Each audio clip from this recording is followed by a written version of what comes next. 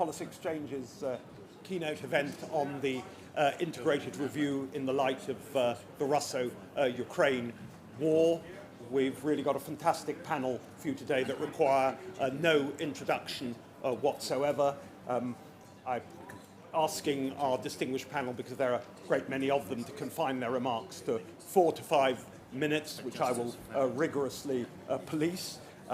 But particularly honoured to welcome all of them, especially Victor Ludorum in terms of distance travelled, to General Frank McKenzie, just retired as commander of US Central Command, who's managed to brave both Hurricane Ian and the Iranian Quds Force to come here today. So we particularly welcome the light of the multiple climactic and security threats to your person that you've come at short notice. So, General, if I can ask you to kick off in the light of your multiple experiences and range of service to the US and the Alliance. Thank you.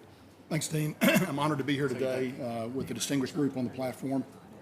And I'm going to talk in sort of two brief buckets of things. First, I'd like to talk about the lessons we can derive, the operational strategic lessons we can derive from what happened in Ukraine, what that's going to mean for the UK going forward, and what it means for the United States going forward. And then I'll talk a little bit more at the sort of the global level about larger things we can draw from that. I don't think you need for me to talk a lot about tactics in here, so I'm not going to do that. So what are the lessons that I certainly have learned from what we've seen happen in Ukraine? First, be wary of net assessments. My country, was wrong about Afghanistan, and we were only partially right in Ukraine. We understood intent, but we were unable to quantify capability. As you refine your defense strategy going forward, the analysts should be humbled, and you need to watch them carefully.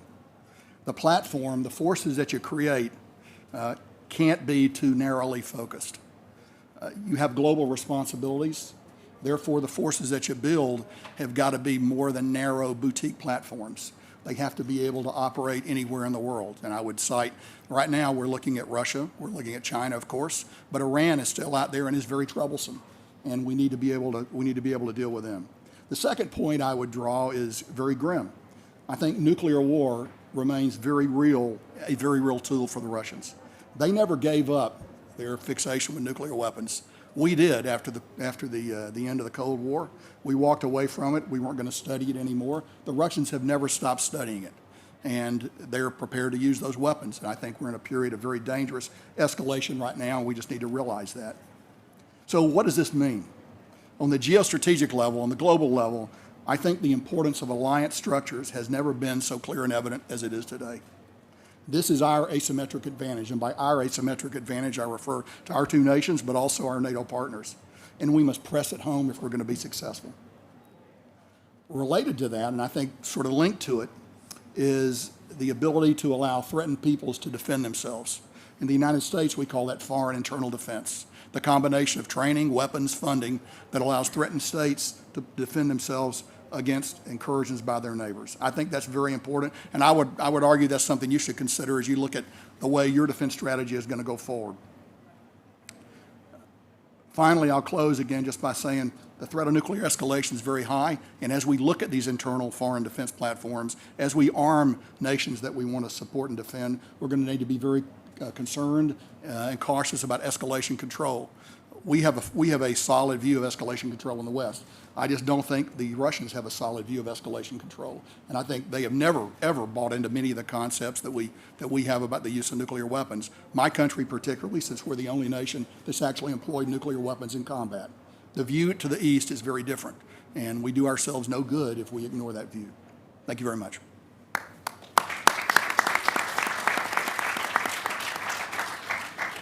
Thank you so much, General. I'm picking up your point on threats to small nations, particularly a warm welcome to Marko Mikkelsen, Chair of the Estonian Parliament's Foreign Affairs Committee. Welcome first time on the Policy Exchange platform. Welcome also to the Ambassador of Estonia here today, a nation very much on the front line. We look forward to hearing what you have. Yeah, thank you very much indeed. And thank you for letting Liberal in at your conference. It's a great pleasure to be here and share the views and what's going on right now in not only in our region and on much wider level. I would like to start with this, that as General said, it's already time to take some lessons, but it's probably too early to call where are we heading. And there are very many sort of directions possible. But what is clear to us in Tallinn, in Estonia at the moment, and has been for years, that the danger which was growing on our borders, and specifically, of course, towards Ukraine, Georgia, other countries, formerly being part of Russian Empire, we have seen it for 25 years, at least since the time when I was a war correspondent in Chechnya, 94, 96. We understood that the time of Russian Empire is still not over, and they will fight back, they will strike back. And one of the biggest lessons perhaps we have learned is that even in Estonia, we didn't realize that they were able to break all possible lines, even in 21st century as we are right now. So one key issue already for us in Estonia was that yes, we have built our partnership with our allies throughout last 18 years as members of NATO under their main slogan, never alone again. This is why Estonia has been, and other Baltic nations have been very active and proactive in terms of shaping our own defense in a way that we can, as a small nations, to be very good allies and partners within NATO and with our Western allies. This year, we decided for next year, actually, for next year's budget, to go up as our defense budget as 2.8% of GDP. And actually, there is a very strong political consensus that for years to come, this should be at least at the level of 3% of GDP. That allows us to invest into the capabilities we never had, like MLRS systems, like mid-range air defense capabilities. But still, of course, we lack many capabilities and deterrence power to keep Russians at bay. So what is our reading at the moment is that even if they do not so well in Ukraine, and thanks to Ukrainians who fight so bravely and so well, defending us as well, we shouldn't underestimate Russia neither. And this is what they are right now planning, on what is in their minds at least, is much wider war, much wider and longer perhaps war even against not only Ukraine, but perhaps also trying to put us as allies, as NATO, under some sort of pressure. And one, of course, is the question of using or not to use nuclear weapons. And this is why whatever we do today as allies, as was confirmed at NATO Madrid summit last summer, we have to build very solid deterrence by denial on our eastern flank, starting from Finland, Norway down to Bulgaria and Black Sea, other countries. And this is, of course, being here in the UK, it is enormously important, and this is very well recognized by Estonian people, the support of the UK, being as a leading nation in EFP, in Estonia. And I know that our minister is working very hard at the moment how to move on and how to fulfill those obligations we all took at Madrid summit. Thank you. Thank you. And as I say, a particular pleasure to be able to extend this platform to you today in the light of the threats your country is facing. If I could now turn over to Nick Chaffee, Chief Executive of Northrop Grumman for Europe, Middle East. Nick.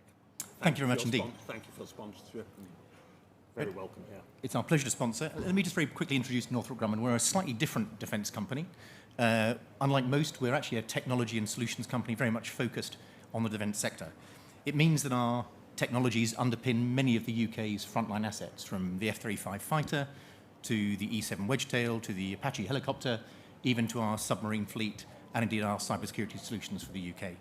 So we're a significant UK company, even if we are headquartered in the US, with over 1,000 UK employees and many more in our supply chain. So UK defence, UK security is very much at the heart of what we do. Maybe turning to the integrated review specifically, last year's integrated review highlighted quite correctly and quite sadly correctly Russia as the most acute threat to UK and European national security. Russia's invasion of Ukraine has seen a robust response, both diplomatically, militarily, and from an intelligence perspective, across many European allies to drive an improved, effective national security across Europe. But many European nations and many European armed forces were bluntly caught napping with lack of availability in core assets and few and low war stockpiles. Unlike the UK, it's worth adding. And that has highlighted that and the response of Russia to the events we're now seeing and the lessons that many nations are now learning from the events in Ukraine is seeing a fundamental shift in national security, defense and security policies globally. As a result, we think that the next 5 years is going to see more change in defense and security than the last 50 years. The war in Ukraine has been described as the first broadband war as a result of the Ukrainians and allies' effective leverage of the internet to fight against the Russians in the battlefield. And that's been extraordinarily important in terms of their military effect. And that move toward increasingly digital information warfare is fundamental to how we see warfare systems and capabilities needing to develop. Information advantage will be the discriminating capability that makes military more effective in the future and be able to compete against some of the extremely world powers that are increasingly seeking to leverage their strength against the UK and its allies. That demands that we do things differently. That means we take a new digital-first approach to warfare. That means we develop capabilities digitally that have multiple functions and therefore be used in many different ways in different places. It means that we design new platforms and solutions digitally, because that means we can do it quicker and more cheaply and more effectively, more robustly. And that technology is available today. Northrop Grumman is currently building the B-21 aircraft in the States, the first 6th-gen platform in the world, and it's been designed digitally, practice manufactured digitally. Most of the flight testing has already been done before the first aircraft has been built, all digitally. And as a result, the program is ahead of schedule and below budget, and I can't pretend that's usual. And that's really important because these technologies are changing the way capability will be delivered. It means that we'll be delivering capability in a truly open architecture, and those truly open architectures are the way that we can interoperate with allies and make assets truly interchangeable across the allied battle space and therefore have greater effect. Now, that also means, if we get it right, that we set standards, and with truly open systems, we can open up the market to SMEs, bring in more players, and stimulate the UK economy as a result. And therefore, we have to change the way we acquire technology and how we look at setting requirements in the future so that we don't go back to old practices and we leverage the opportunities digital technology presents. And I think that's the big opportunity the refresh of the integrated review presents. The commitment to additional defence spending is very valuable. The commitment to relook at how we acquire is really valuable. And taking a digital-first approach is probably a new opportunity for defence to really make a big change in how we achieve the capability we need. Thank you so much. Thank you for that most valuable presentation. We always like to have the home team well represented. Particular pleasure to welcome Sophia Gaston, Senior Fellow with Policy Exchange, one of the outstanding thinkers on foreign policy in our times in the UK, in Australia. And I think it may be said that our strategy for growth as an organisation may be the only uncontroversial strategy for growth at this conference. So, Sophia, very welcome on our platform. Thank you, and thank you so much for having me with this incredibly esteemed panel. So, keeping with the lens of the integrated review, I think I would say first up that I think the review got all the fundamentals right. So I think it's right for it to be described as a refresh rather than a reworking. But I do think there are a couple of areas that, particularly in the context of Ukraine, it sort of sharpens minds. I think, firstly, it definitely intensifies some of the urgency around choices being made. We're obviously living in a time where certain aspects of strategic ambiguity can be favorable or necessary, but I think we are also coming to a point where we're having to sort of come down on various choices, and that's obviously the really difficult part of policy making. I think, for example, the fact that the Euro-Atlantic and Indo-Pacific security regions are quite clearly identified as the most pressing priorities, I think necessarily implies that there will have to be an approach of some degree of burden sharing in areas outside of those security regions, and we probably need to start having those conversations. I think the second area in which it really sort of requires a refresh is probably around forcing the definition of the UK's role in the European security and foreign policy landscape. This is obviously something that will be evolving until the end of time, but I think it certainly accelerates the need for us to start having those conversations. I'm very pleased that we will be attending the European political community forum, whatever we're going to be calling it, and the offer to host next year. I think that's a really positive step, and in many ways I think is the actualization of Brexit and a confident post-Brexit UK. On that, I just linked to Ukraine in particular, which, you know, I think an issue that will have to be discussed to some degree in that forum is the question of Ukraine's reconstruction. I think I'm starting to hear an almost zero-sum frame in a lot of the discussion about this. No, we shouldn't be talking about this because, you know, we're still very much in the heat of a very urgent, critical defensive situation. We need to be able to do both, because I think the story about Ukraine's reconstruction is actually also an act of deterrence, and showing that we are absolutely there and committed for the long haul, not just in the UK, but with our European and other Western partners, I think is really essential to sort of pushing the futility of Putin's position. I think the events of the past 18 months since the review was published also heightens the need for the review to address head-on the integration of domestic and international policy making, whether that's domestic policy making or the domestic social and political environment pushing down on and constraining the choices that are made, and also the consequences from external events, international and foreign policy choices bearing down on domestic populations. There can't be a hard wall between them. We need to understand how they're linked and interconnected, because having a very strong public consent for our foreign policy means we can be more ambitious and act more quickly and more confidently. And then I think just finally one obvious other area in which I think the review refresh will sort of tackle is obviously the question of China.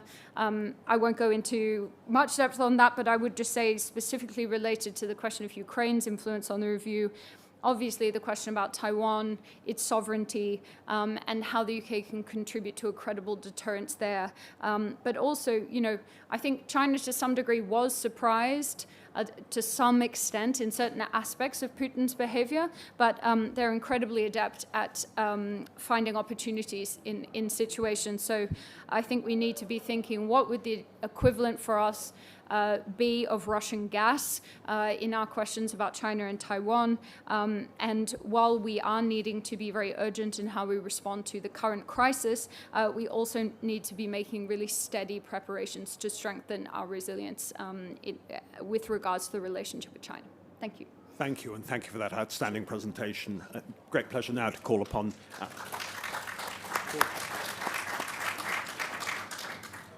I forgot to call for the round of applause, but it was so spontaneous that it required no intervention from me.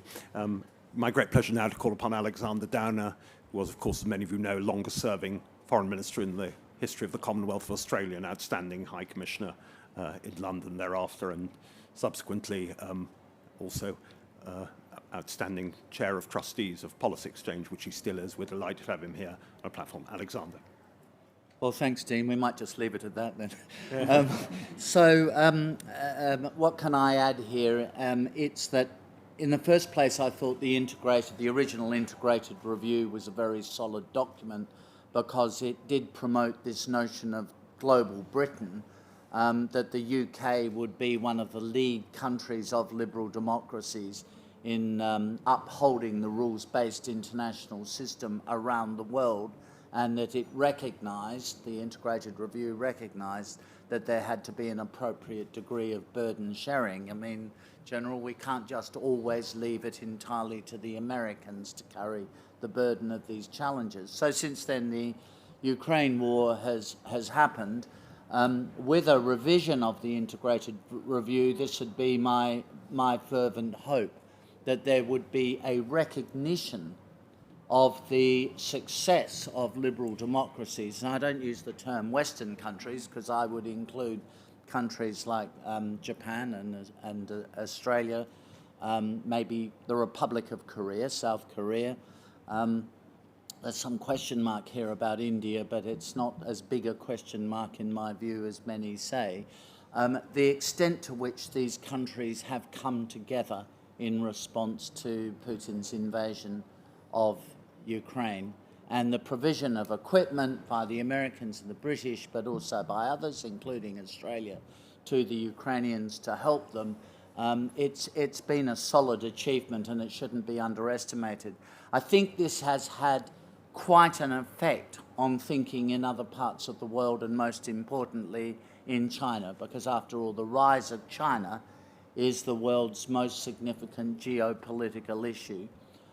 So I do think this has led, the Ukraine war has led to some rethinking in Beijing. Rethinking, of course, about Russia that others have mentioned, some hesitation about Putin's boast and Russia's military capabilities, but some hesitation too about how to deal with Western powers. A conclusion reached after the debacle of Afghanistan in Beijing that Western powers didn't have the stomach anymore, particularly America, for sustained deterrence, if you like, and sustained operations. I think that has now been revised. And I think the Chinese government is becoming, there are signs of them becoming a good deal more cautious. So for the future, the important thing to do is to build on what we've all achieved in response to the Russian invasion of Ukraine, and to consolidate the liberal democracies' burden sharing and coordinated effort. And in the Indo-Pacific region, that means, and I don't like the word actually, deterrence, that means balancing the power of China in the Indo-Pacific region.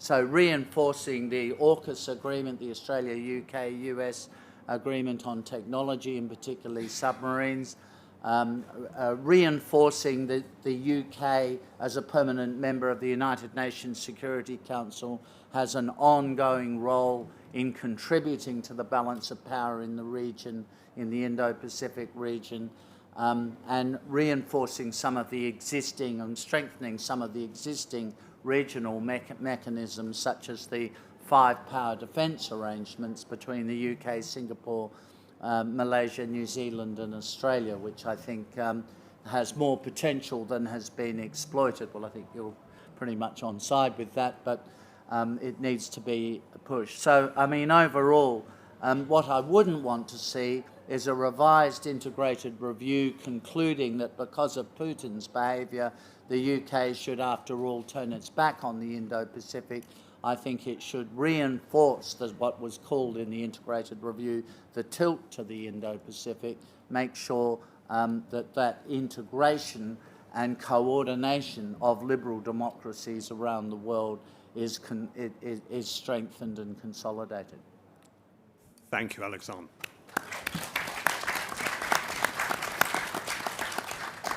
Great pleasure now to call upon the Secretary of State for Defence, Ben Wallace. Ben, thank you for your friendship to us through the years. Thank you for kicking off the Falklands 40 celebrations with us earlier this year. And it's a particular pleasure to have you back on our platform, not least because you're I think you may be the only element of continuity in the cabinet, two cabinets this past year, but certainly in the view of many defence specialists, most consequential defense secretary since Dennis Healey in the 1960s. I'm going to preempt it before anyone says that's not a very high bar, but nonetheless, you're always welcome here and delighted to have you here. Look forward to hearing what you have to say.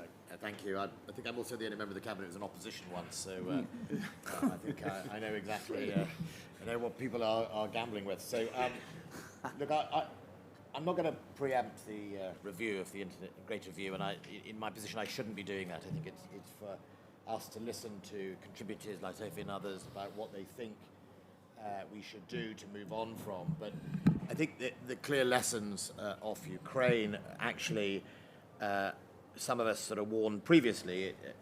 Afghanistan was a good example of, I used to say that the problem is we are more connected than ever. If Afghanistan had happened in 1975, the ripples wouldn't have gone as far. But now we are connected both through social media and everything else, that the ripples of what was perceived as Western lack of resolve went far and wide, and still that aftertaste is felt in places like the Middle East about do we have the appetite as the international community to stick to something. And I think I think that in some areas was a small factor towards Russia's decision to go in Ukraine. I don't think it was the defining issue. Obviously, Putin had his vision for Ukraine long before they made that decision. And again, I think General Mackenzie's point about net assessment, I think we always need net assessment, but I think we also need to put in the human factor when we are assessing our adversaries around the world. And I think President Putin is himself the autocrat. And I remember being criticized at the time when I said he isn't acting rationally. I was told that you can't say that. That's provocative, apparently. We are all humans. We all act occasionally irrationally.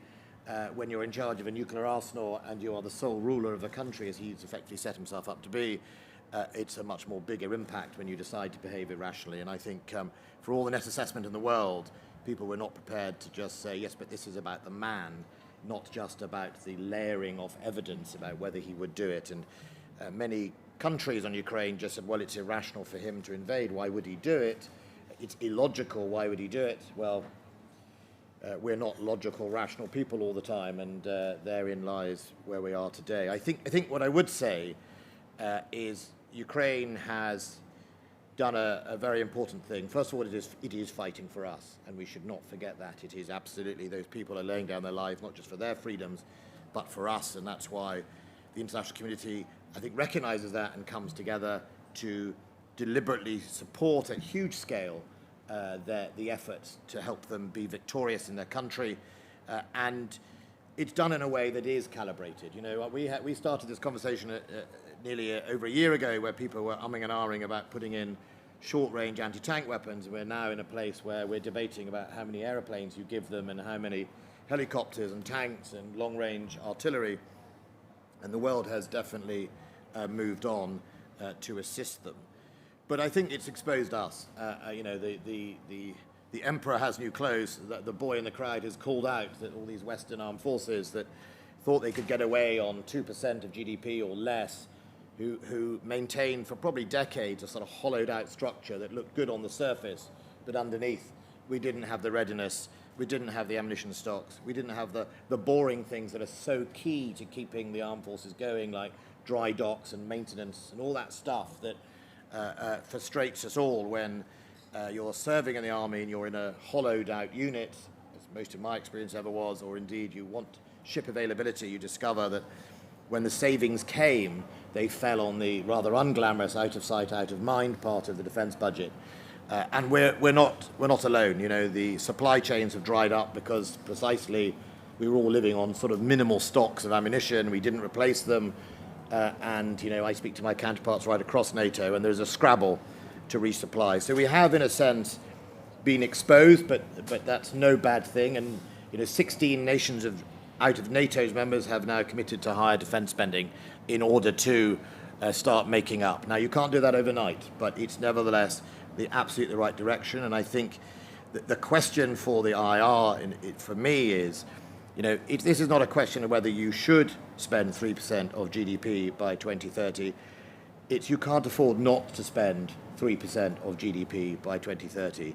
The world every year at the moment is getting more unstable, more insecure, and more anxious. Our constituents are more anxious than ever before. The trajectory of the US and China in the Pacific is all heading towards the end of the decade. And the tensions for Australia and the likes in that Pacific region, it means that if I want to be in two places at once, the defence budget of the United Kingdom has to grow. It simply can't pretend it can do two things, for the price of one. It has to be genuinely able to be ready, resilient, deployable, and able to address the new lessons that Ukraine is teaching us. And I'll finish on that point, because the observations of Ukraine are really quite interesting. It is first of all that the proliferation and the proliferation of precision changes a battlefield. The ability for frontline soldiers to use weapon systems such as NLAWs or javelins to an effect that probably wasn't calculated in the way when I was serving, right down to the hands of the smallest, the use of man-pads to create almost mobile anti-air bubbles, even though they're very short range, the use of electronic warfare, the use of innovation and attrition, which is something that's sort of been lost from our vocabulary, and acceptance of attrition. We spend our life buying exquisite pieces of military hardware where no one can afford to ever lose them, never mind the poor old person in them. Everyone's terrified about deploying them. Well, attrition is a fact of war that has been conveniently moved aside, I think, and we need to get back to understanding how we are going to deal with that, especially against a pacing threat such as Russia, or a large threat such as Russia. And so the battle of hiding and finding is really important in the future battlefield. And where I see shooter sensor cycle being one of the key battle-winning components, who can detect the enemy and who can do something about it quicker than the other, your opponent, is going to be key for that. And we have a lot of investment to make, and all of us have to recognize the deep importance of integration, not just interoperability, because when we want to scale up, we are going to have to integrate both our sensors and our digital backbones, or whatever we're going to call it, and deliver it that way. But overall, on the IR, I'll let them draw the conclusions of whether it was the right balances last time.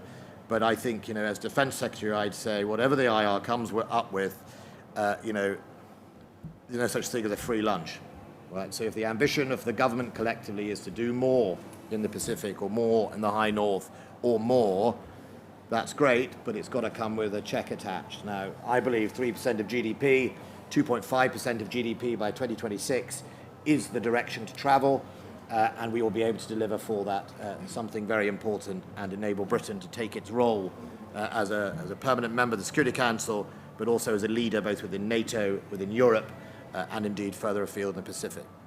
Brilliant, thanks.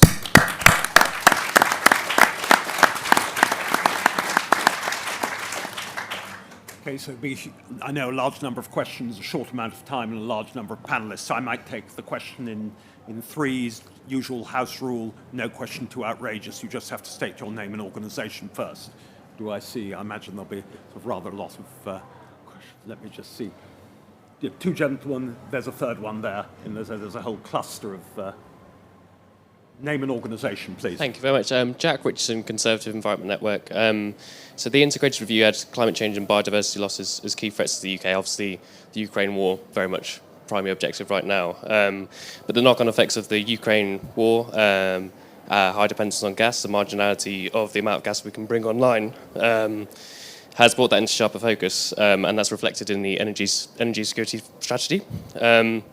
Now, the integrated review wisely had a lot of detail on critical mineral supply chains, especially, and I was just wondering what the panelists might think about a refreshed integrated review in terms of energy and climate in particular. Do you have the question directed at any particular panelist? It would be quite a long answer if we possibly have all... Sophia? Yeah, thank you. And behind you. Felix Morris, work in Parliament for the Secretary of State. In particular, defence procurement. I attended Millbrook last week. Obviously, you can't give specifics, but the Ajax programme wasn't there. And we know that's not going to cost nearly £5 billion. Obviously, we won't be able to give the exact answer, but what lessons can we learn in particular about failed programmes such as this? There was someone else in the trio. There's a gentleman there, yes. Name and organisation, please. Thank you, and thanks to the panel for your insight. Chris Moore, former British military, now at OneWeb. Nick, you described the Ukraine conflict as the future broadband, or first broadband warfare. I think that view resonated at the Atlantic Future Forum last week. And Elon Musk's intervention was game-changing in delivering high levels of connectivity to the tactical edge. How do we think the MOD's approach to future broadband war is going to evolve, particularly involved with LEO constellations, which are now, as demonstrated, offering opportunities for strategic competition, competitive advantage, and alliance building? Brilliant. Sophia first, Secretary of State second. Great question, and I think it's a really urgent focus in the review, actually. I think, or at least it should be. What I would imagine is that we would start to see a coming together of the kind of energy security and climate resilience question. Climate change was identified in the review Mark 1 as the #1 international priority. I would imagine that we'll get a sort of sharper edge to that so that it won't just be about the kind of biosphere, environmental aspects of climate change, but also thinking about the resilience agenda and how it integrates with other types of resilience that we need to build capabilities. I absolutely agree with what's been said on the panel thus far about the fact that, I don't think we were very good at building short and medium-term resilience across a lot of areas. There are still a lot of areas that haven't been mapped, and we need to build our capabilities and kind of, when we think about resilience, it has to come in a much more creative and expansive ways. And the trickiest part is to anticipate future needs. We know that we are moving into a time of resource scarcity. That will be the #1 theme over the next 10 to 20 years. We'll be competing over things that we have taken for granted. So I think for that reason, it makes sense. Some of this will have to be in collaboration with partners. So we're going to have to work out who they are and how that takes shape. But I think something interesting just from focus groups that I do with British people about this, and certainly during, over the period of the initial Russian invasion and kind of going through, Britain is in a very good position in that the British people are absolutely committed to the science of climate change. They want it addressed. And really importantly, the economic argument for the transition to net zero has been absolutely sold to the British people. They're on board with that. And that is not being shaken. What you do start to see is people saying, well, I don't know, should it be the #1 priority, or should we just start to sort of slow things down a little bit? We've got all these other urgent crises. I think the government needs to find a really compelling narrative that helps people to understand that we need to make sure that we can do these sort of address short, medium, and longer-term challenges in a way that's not a zero-sum frame, in a way where they're actually all reinforcing one another. And that's probably one of the biggest 2 or 3 challenges, I think, on the government's plate over the next 6 months. Secretary of State. Look, just on the Ajax program, there's not really much to say. I mean, I've described it as a troubled program. It's still a requirement the Army needs. It is, we are within our contract, and we will hold each other, both parties, to that. So I've said we're going to fix the troubled program one way or the other. So I think that's important. We deliver on that. It's, 2010 it was commissioned, so it's a long old slog. But it's something I'm determined to resolve one way or the other, and I've met General Dynamics, and our teams are on it to do that. Just on the LEO constellation, I mean, if the Russians had a magic wand today, what would they do in Ukraine? They'd switch off satellites. I think they are being effectively hammered by easy access GPS. And what's interesting there is, no matter how hostile the environment is, and how determined one side is, they can't stop it. They can try, they can use electronic warfare, but ultimately, I think we always make a view that everything's either total war and then nothing else, it's normal. Well, wars don't turn out that way, and you find out there are environments that the Russians can do nothing about, despite wanting to. And so resilience in space is incredibly important. Whether you have Starlink, which I think is Elon Musk's event that he's put up, or whether it's traditional military satellites, having that resilience in space is going to be very, very key if we are to close that shooter-to-sensor loop, improve our ISR, and make sure that the ability to stream to anyone on the battlefield who needs it the right information at the right time. And I think that is incredibly important. Nick. Yes, I think the starting point from that point, in that that shooter-to-sensor cycle, or sensor-to-shooter cycle, is the real priority to try and address. And one thing the Ukraine's been very successful in is leveraging broadband access to do just that, from simple data from mobile phones to targeting weaponry very effectively. If we look at what that means for the next generation of warfare, the challenge very much is multi-domain integration.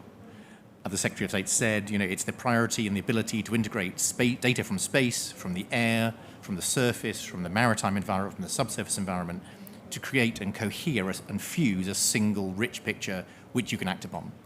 And I think that's going to be the key determinant for warfare success in the next generation. It's an area where most allied forces are investing heavily, but it's one of the key lessons from Ukraine that if you can integrate and fuse data quickly and effectively and then effect upon it, you'll be in the winning position. Thanks so much. I imagine rather more questions. I'm just trying to get a flavour around the room, so I'm not sectorially or in other way biased in favour against anyone. Since there's nobody here I recognise with my poor glasses, I can at least be accused of not bias no bias in the selection. Gentleman there, gentleman there, gentleman there. Yep, there was one at the back. Yes, just there. First one.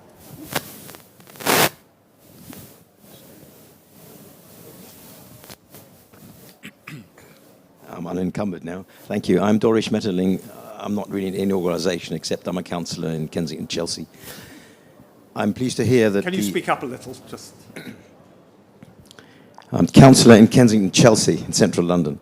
I'm very pleased to note that the constant round of defence spending cuts seems to be over because I was worried about them all the time. But anyway, the thing is, I want to say something about the expansion of NATO. Whilst I can understand the context of having Central and Eastern European countries joining NATO, I'm just wondering how wise it was to actually formally station NATO troops in Poland on or close to the border of Russia, because although from our perspective it's peaceful, if you're outside the NATO box, it could look aggressive. I'd look for comments, please. Thank you. And that's to Ben Wallace and perhaps to the General. Thank you. Gentleman there.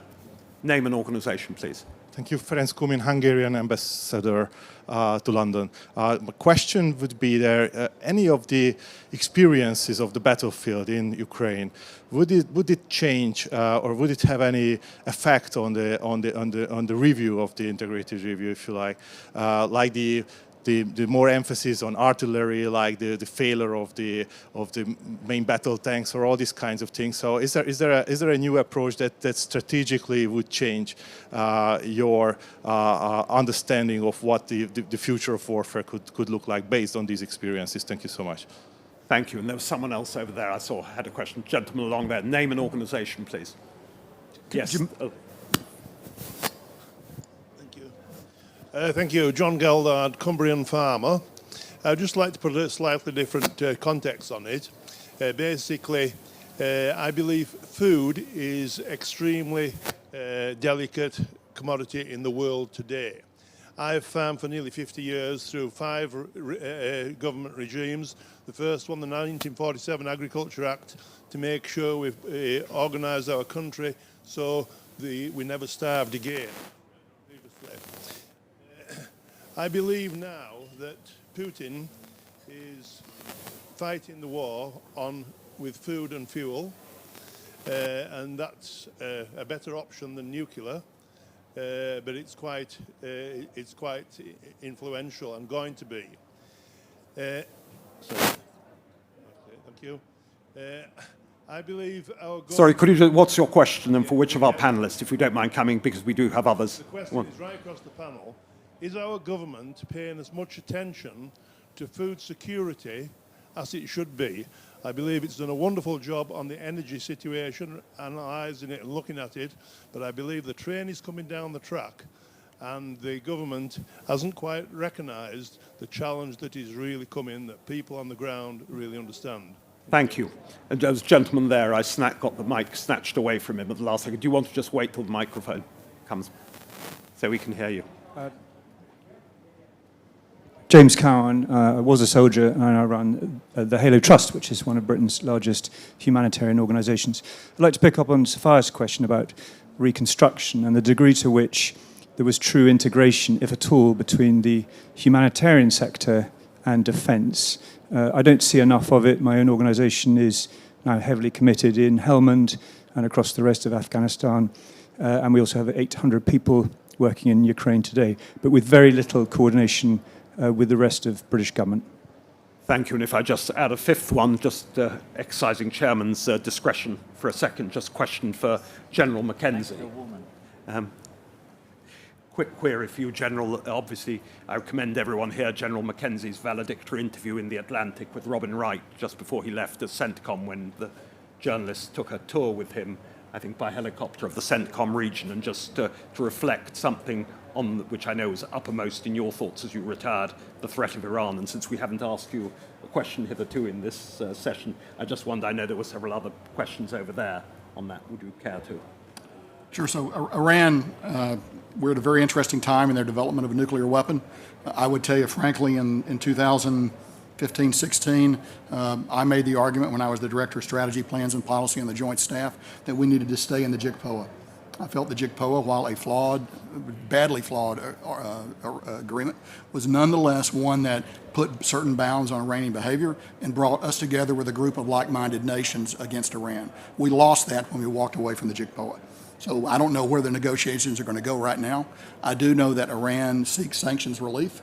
They're probably willing to do some marginal things in order to pursue sanctions relief. But President Raisi's recent visit to the UN and the inflammatory nature of his remarks right there makes it, at least to me, seem that Iranian decision making is opaque. It's very hard for me to see what they actually want going forward. But I remain of the position my government is, Iran should not possess a nuclear weapon. The best way to get to that is through a diplomatic process, but you need to have the capability to take other action should that fail. Thank you. And to the other question, there was a question earlier for you. There was one of the gentlemen over there. No, there was somebody was asking a question for General Mackenzie. I thought there was a question about posture in Eastern Europe, I believe was the question. Yeah. Yes. So posture is assurance. And if you're gonna defend by denial, you have to have forces forward, because it is very dangerous to defend by punishment if you're punishing a nuclear-armed adversary. So therefore, it's a risky choice. But going forward with forces is the way you've done it. It's the way we've done it in Korea for many decades. It's the way we did it in Germany during the Cold War. So I think there's ample evidence that works.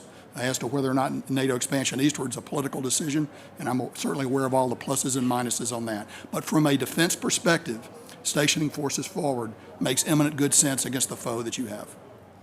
Alexander, on the question of food security, did you? Yeah, well, of course you can import food from Australia, and that is a very easy solution for you. I do think, and I say that not as lightly as it sounds, because I do think that what the government has been doing in negotiating a range of trade agreements makes a huge amount of sense, instead of broadening, in terms of, amongst other things, broadening access to reliable supplies of food. I mean, what you need is to minimise the sovereign risk in relation to a country you import from. So when you are negotiating such agreements, obviously you take into account the interests of British farmers, but when you are negotiating such agreements, you need to take that question of the sovereign risk very seriously into account. And I think that's been the problem with energy. That sovereign risk hasn't been evaluated.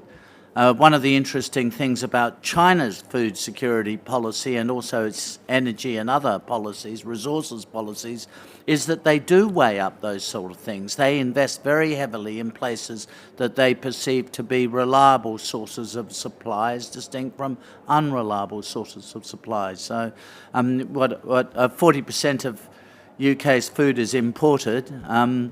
Why import it so much from the EU? Why not import more from Australia? Marco.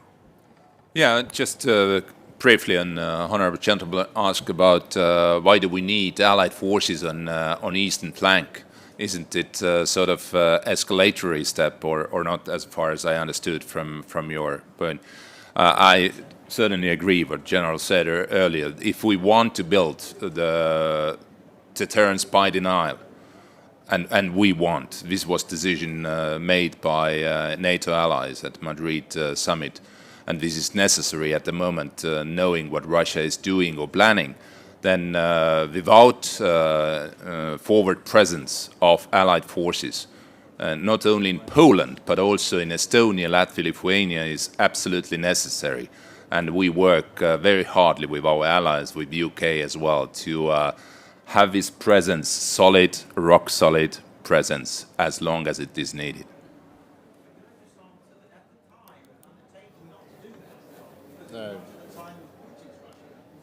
Yeah, but if I may to say that this was reaction, not proactive step. It was reaction to this, what happened in 2014 in Ukraine. Don't forget that war in Ukraine started on February 20th, 2014 with occupation of Crimea. And by that time, we didn't have single Allied soldier on our ground. Secretary of State, did you want to come in there? You were. Yeah, no, I mean, I can answer. I mean, look, just on the NATO thing, please don't indulge President Putin with his red herring straw man NATO, right? I mean, even in his rant on Friday, he only mentioned NATO once in passing. His essays on Ukraine are all about ethnic nationalism. I mean, in his 19-page article he wrote last July, he mentions in one paragraph NATO. He's pursuing an ethnic nationalism ambition that it's all convenient for some people to coalesce around a NATO, oh, it's all about NATO, provocation. What about provocation? Have you noticed how very little he's actually referenced Finland and Sweden joining, right? As we speak, and before Finland and Sweden joined, NATO accounts for 6% of his land border. That's it, right? I mean, that's not exactly, as he would claim, being surrounded. I think the point earlier about Poland's requirement or desires to have other troops in its country was driven by what it saw Russia do in both 2008 and 2014, and with no regard for international law and no regard for its neighbours when it suited it. And it is a deterrent, you know, and I think if we follow that, oh, you might provoke, you'll end up, you know, why was I in West Germany? Well, I mean, you know, the Russians were in Magdeburg when I was based in Hona in North Germany. I mean, I think, you know, the deterrence of the BAOR and the NATO deployments contributed to the Soviet Union eventually failing, or certainly withdrawing from the Great Iron Curtain as it was then. So I just don't think we should indulge his excuse. He has chosen to pursue a path based on a warped view of history that he genuinely seems to believe about ethnic nationalism and his right to rule. And don't also ignore his treaty obligations that he has signed time and time again, or Lavrov has, certainly from the mid-1990s to today. The Adana, the Atana, I think it is, the Finnish, where, and I can read it out, the phrase, because I read it out when I was in Moscow to them, which was the respect of sovereign nations to form their own alliances, including security alliances, signed by Lavrov, signed by Putin on a number of occasions, right? So that's what they signed up to. When he said in his speech on Friday, who asked us? Well, you were asked and you signed it, right? So I think let's not go to the position of, oh, you might provoke. You can't provoke a man like President Putin who's already made his decision to invade Ukraine, right? He was going to do that. It would be my viewing of it. Look, on food security, look, I think there's a number of factors at play. Do I think the government has put enough over the years, and I'll put it over the years, into recognising the importance of food security? No, I don't. But do I think the farming industry has recognised that food security is not a shorthand for only buy from us and don't export? You know, different farmers in our part of the world, John, are active. You know, the sheep farmers need export markets. That's a fact, because British people are not eating as much lamb, so they need export markets. Beef farmers less so, because we all eat lots of our own beef. So it isn't an excuse not to be competitive and proactive. And when I was a Northern Ireland minister, I was amazed by how the Republic of Ireland's government was incredibly treated farming as like its number one industrial export. But their access to foreign markets is far greater than ours. And we should have been much more on that front foot in farming. But I think it's unfair that we sometimes burden our farmers. We make them choose between being environmental stewards or producing food in a way that is not realistic for many medium-sized farms. It's just simply not possible to go through that. And food security, we already see post-Ukraine people worried about their access to food. And I would be saying early on, everyone's focusing on gas, but 22% of all grain imported into Libya comes from Ukraine. 40% of all grain into Yemen comes from Ukraine. Never mind the gas price that our constituents will find understandably hard to pay. People are going to starve if they don't get access to food, and we have a role in delivering that. And on Australia, I'm delighted that we have trade deals, but the role of defence is to secure the supply lines. If we can't get your food to us, and vice versa, so you can buy great British Cumbrian beef in Australia, it's not full of all that sort of puffed up stuff the Americans put in their things, then we need to be able to get it there as well. And just finally, the lessons from the battlefield. Range has shifted, I think, for the first time in 50 years in a way we've never seen. The ability for a 155 shell to travel 40, 50, 60 kilometers above what used to be the settled sort of 25 is a slight game changer. Couple that with a cheap UAV that can spot it right onto a target in a way that meant that your artillery is more efficient and more impactful than it's probably ever been, means we really have to be good at hiding or moving pretty quickly if we're going to be in land conflicts in the way we are. And the other lessons are electronic warfare, the ability to jam those drones, stop those GPS signals, but also hide ourselves through shielding or decoys is just important. And, I'm old enough to remember that the decoy on the battlefield was a blow-up tank that they used to tether and hope that somebody, couldn't spot it from the air, even though it blew away. One exercise I did, it blew upside down. But that is now replaced by electronic signals. You can deceive people with electronic signals. You can get somewhere. So those are the big lessons, and we need to invest in that. Thank you. I think we've exceeded our allotted time. I'm afraid. My apologies for anyone who's been disappointed. But I'm afraid we couldn't, like with the Dien Bien Phu peace talks in Geneva in 1954, stop the clocks. But anyhow, been a fantastic audience. Thank you also to our sponsors, Northrop Grumman. Thank you to a brilliant panel. We'll be back here next year, no doubt, with more to discuss on what will then be a retrospective on the integrated review. Please just join me in thanking our panelists. Thank you.